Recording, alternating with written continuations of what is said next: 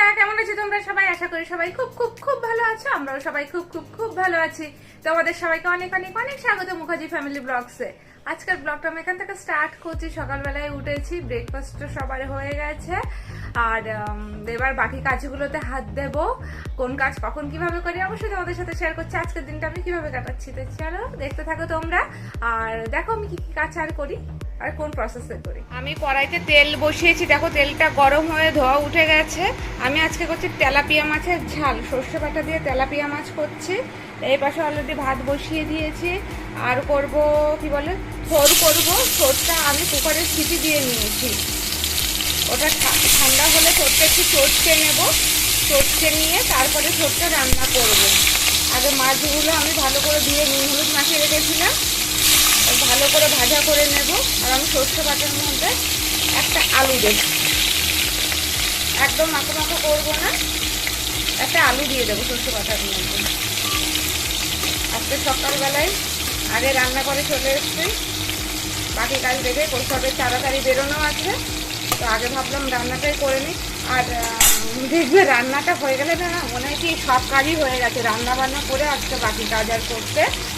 আজকে এখনো বৃষ্টিটা শুরু হয়নি, দেখা যাক ওয়েদারও কেমন যায়, সেই বুঝে বাকি কাজে প্ল্যান করব।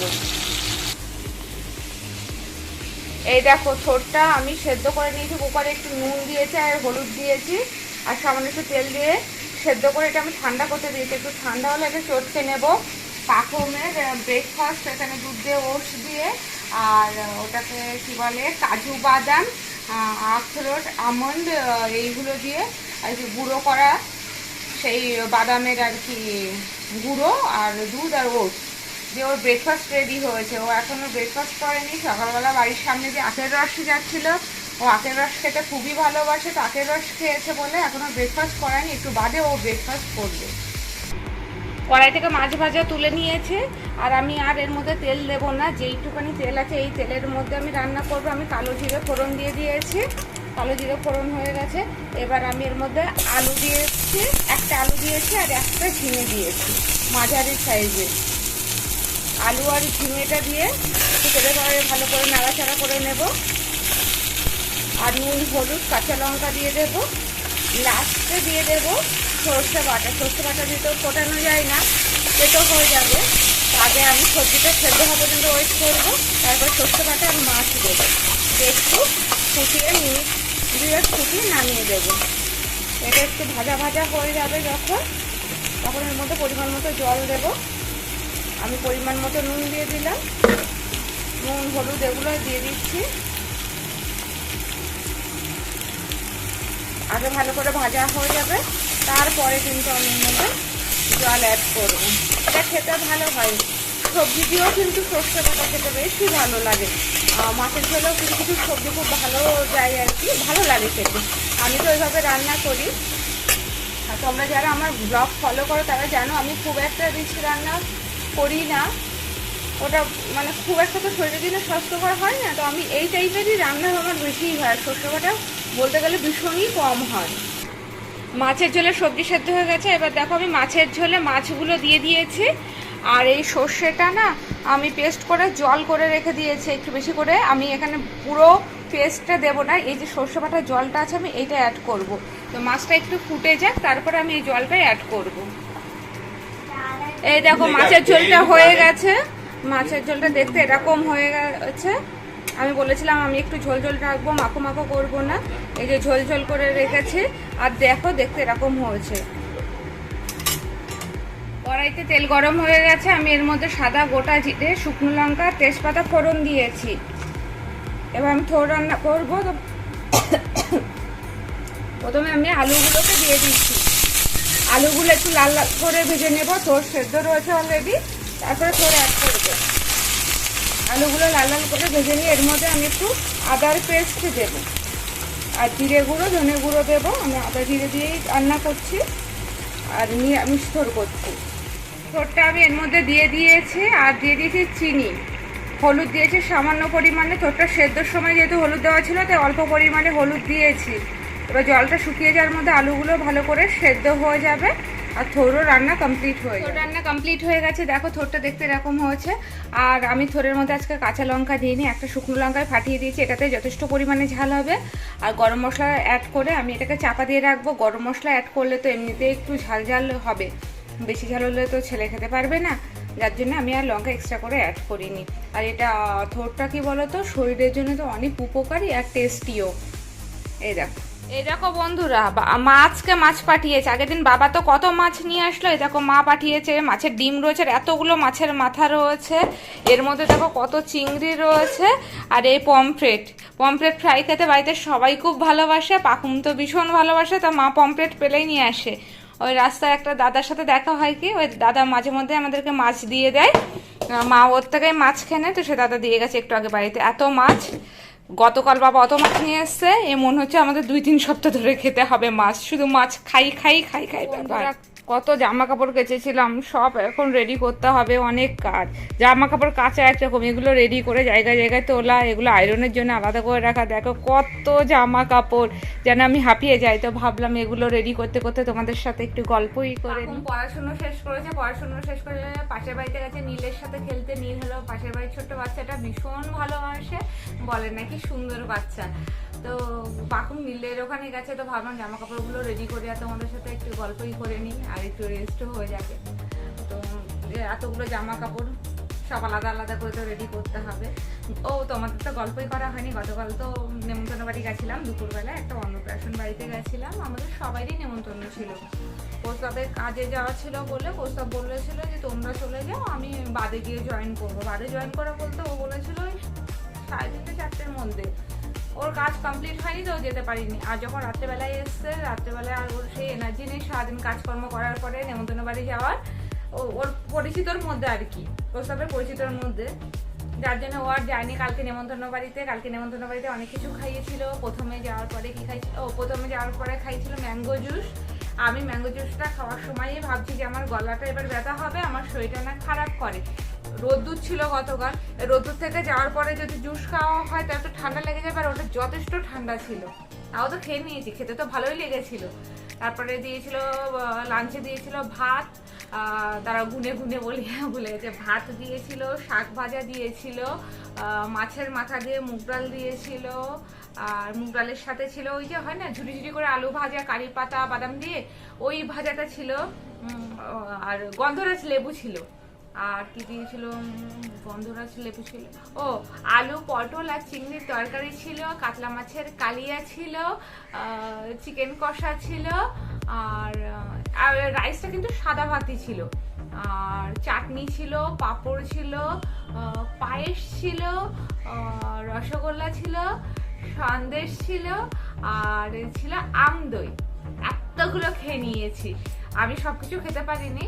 আর তবে রসগোল্লাটা আমার খুব পছন্দ হয়েছিল। রসগোল্লাটা না সলিড ছিল, মানে সফট ছিল। অনেক রসগোল্লা থাকে ওই যে ভেতরটা কি দেওয়া থাকে না, একটু ফাঁপা টাইপের, ছিপড়া টাইপের, আমার ওগুলো ভালো লাগে না। এই রসগোল্লাটা খুব ভালো ছিল, মিলিয়ে গেছিল, মানে গালে দিলে যে মিলিয়ে যাওয়া ব্যাপারটা থাকে না, এই রসগোল্লা খেতে ভালো লাগে, ওটা খেয়েছিলাম।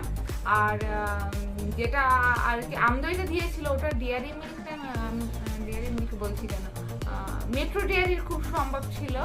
আর ওটা না সে আইসক্রিমের কোটোর মতো সিল করা ছিল। অত কিছু খেয়ে আর টাইম আর কি ছিল না, যে ওটা খাওয়ার এনার্জিও ছিল না, কারণ লাঞ্চে কালকে অনেকটা দেরি হয়ে গেছে, আমরা গেছিও দেরিতে। আর এখন তো বুঝতে পারছো কোভিড সিচুয়েশনের জন্য, ভিড় এড়ানোর জন্য একসাথে সবাইকে বসাতে পারছে না বা এক জায়গায় জড়ো করতে পারছে না, এটা খুব সমস্যা, যার জন্য দেরি হয়ে গেছিলো। আর ওইগুলো আর কি হাতে নিয়েই সামনে থেকেই টোটো করে বাড়ি চলে এসেছিলাম। তো নিয়ে এসে ফ্রিজের মধ্যে ঢুকিয়ে দিয়েছিলাম, ওদেরকেও বলেও এসেছিলাম আর কি, যাদের নেমন্তন্ন বাড়িতে গেছিলাম তাদের বলেও এসেছিলাম যে এটা খাওয়ার এখন জায়গা নেই, যেহেতু একটা ছিল আইসক্রিমের মতো খেতে খেতে এরকম ভেবেছিলাম। তো ছেলে রাস্তায় বললো যে না মামা এখন খাবো না, তো বাড়িতে এসে ফ্রিজে রেখে দিয়েছিলাম। সন্ধ্যাবেলায় ছেলে খেয়েছিল, রাতেবেলায় বাবা মায়ের এরকম খেয়েছিল, কোস্তাবকে একটু দিয়েছিলাম। তো এই গেল কালকে খাওয়ার পর্ব। ও তোমাদের কাছে জিনিস শেয়ার করি, এই দেখো এই জিনিসটার মধ্যে কি বুঝতে পারছো কিছু, ছেলে পড়তে পড়তে এটা রেডি করেছে। এটা হলো হোমিওপ্যাথি ওষুধ থাকে এর মধ্যে, কাচের, এটা প্লাস্টিকের, এর ভেতরে একটা কাচের শিশির মধ্যে হোমিওপ্যাথি ওষুধ থাকে। তো আমাদের যাদের ঘরে ছোট বাচ্চা আছে তারা তো নিশ্চয়ই জানেন যে ঘরে আর্নিকা, বেলেডোনা এগুলো কম বেশি থাকেই। তারপরে আর্নিকা, ওটাকে কি বলে, সিনা, এগুলো তো থাকেই। আমার ঘরেও রয়েছে যথারীতি, তো ওটা শেষ হয়ে গেছিল, ছেলে বলেছিল মাম্মা এটা দেবে আমি খেলবো। এর মধ্যেও কি করেছে, পেন্সিল কেটেছে, পেন্সিল কাটার এই যে টুকরোগুলো দেখতে পাচ্ছ মনে হয়। আর কি দিয়েছে বলো তো এগুলো, ও হ্যাঁ, আর দিয়েছে এর মধ্যে ওর যেসব প্যাস্টেল কালার আছে সেই কালারগুলো আর কি কুচি কুচি করে এর মধ্যে দিয়েছে, দিয়ে জল ভরে এভাবে রেখে দিয়েছে, বলে এটা নাকি খেলতে ওর ভালো লাগছে। এই দেখো, বাচ্চাদের যখন যেটা ইচ্ছা করে, তো আমার ভালো লেগেছে ব্যাপারটা। আমিও কেন কি জানি আমারও মনে হচ্ছে এভাবে করে ঝাঁকাই আর এটা দিয়ে খেলি, ভালো লাগছে দেখো দেখতে জিনিসটা। ও কিছু কিছু জিনিস করে সত্যি খুব সুন্দর, আমার খুব ভালো লাগে। তো যাই হোক, ওইটাও করেছে পড়তে পড়তে, তা ভাবলাম তোমাদেরকেও দেখিয়ে দিই। আর গতকাল তো নেমন্তন্ন বাড়ি খেয়ে এসে সন্ধ্যাবেলায় রাতে কিছু খাইনি আমরা, দেরি হয়ে গেছিল না খেতে। আর দেখবে একটু খাওয়ার টাইম যদি ওলট পালট হয়, আমার তো হয়ই আর কি, পেট যদি খাওয়ার টাইমটা খুব দেরি হয়ে যায় পেটের সমস্যা হয়, মনে হয় যে পেটটা ফাঁকা হচ্ছে না বলে আমি সন্ধ্যাবেলায় গতকাল শুধু চা খেয়েছিলাম। তারপরে রাতের বেলায় রুটি আর তরকারি এরকম করে তো করেছিলাম আর সেটা খেয়েছিলাম। পেটে কারো কোনো সমস্যা হয়নি, সবাই এমনি ঠিকই আছে। অনেকদিন বাদেও নেমন্তন্ন বাড়ি গেছিলাম, তাও রাতের বেলায় নেমন্তন্ন বাড়ি গেলে কি বলতো একটু কষ্টটা কম হয়। আর এটা দিনের বেলায় নেমন্তন্ন বাড়ি ছিল, পুচকুটা তখন ঘুমিয়েই পড়েছিল, 6 মাসের বাচ্চার আর কি অন্নপ্রাশন, বাচ্চাটা তখন ঘুমিয়েও পড়েছিল। আর শুনেছিলাম ওর শরীরটা অনেকই খারাপ ছিল, ওর জ্বর হয়েছিল তার আগের দিন। তো তখন ওর মামা পাপাই বললো না শরীর এখন ঠিকই আছে।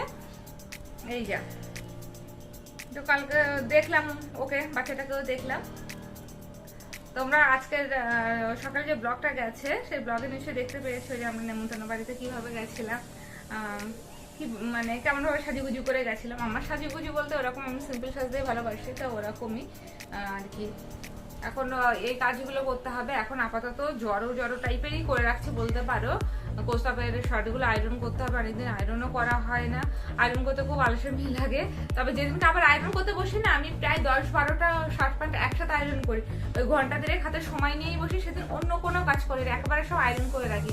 তো যেদিনকে এবার আয়রন করবো, অনেকদিন আয়রনও করা হয়নি সত্যি কথা, যেদিনকে এবার আয়রন করবো তখন তো হাতে অনেকটা টাইম থাকবো, ভাবছি তোমাদের সাথে অনেকক্ষণ ধরে আড্ডা মারা যাবে, তাই মজা হবে। এইভাবে তো দিনকাল সব চলছে। ছেলে তো স্কুল কবে খুলবে ঠিক নেই, শুনছি নাকি পুজোর পরে বাচ্চাদের স্কুল খুলে দেবে। আমি জানি না এত ছোট বাচ্চারা স্কুল খুলবে কিনা, তো বাচ্চাদের ভ্যাকসিনেশন হয়ে গেলে হয়তো এতটা চাপে থাকবে না।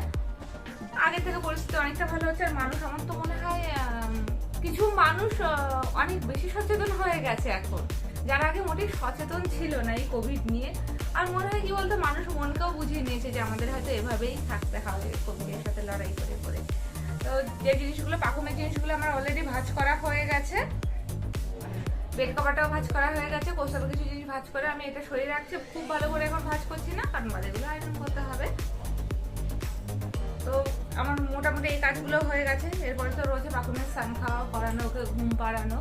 আর সন্ধ্যের দিকে না আমার ব্লগ করা হয় না, ছেলের পড়ানো থাকে, তো আবার আমার রাতে আলাদা করে রান্না থাকে, তো সময় করে উঠতে পারি না। তবে চেষ্টা করবো মাঝে মধ্যে একটু রাতে আমি কি রান্না করি সেই রেসিপিগুলো শেয়ার করতে। দিনের বেলার রেসিপিগুলো তো তোমরা জানোই মোটামুটি যে আমি কোন ধরনের রান্না করি, চেষ্টা করি তোমাদেরকে শেয়ার করতে। তো রাতেরগুলোও চেষ্টা করবে একটু সময় করে নিই, কারণ ছেলেকে তো এখন আবার রেডি করতে হবে না, অ্যানুয়াল পরীক্ষা রয়েছে সামনে, তাই না? পড়ার সাথে কোনো কম্প্রোমাইজ করলে তো চলবে না। ওটা ব্লগিং করাটা আমার শখে, আমার ভালো লাগে, আর মন ভালো থাকে জানো তো।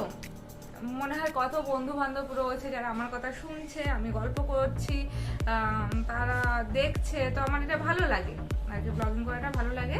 তবে সময় সুযোগ সবকিছুই বের করতে হয়। আমাদের মতো যারা একদম হাউস ওয়াইফ তাদের জন্য সত্যি খুব চাপের হয়ে যায়। আর কোনো কিছুই তো বাথরুমের আর কি শরীর বলো, পড়াশুনো বলো, এগুলোর ঊর্ধ্বে নয় এখন আমার কাছে। এখন না, কখনোই ছিল না আর কি।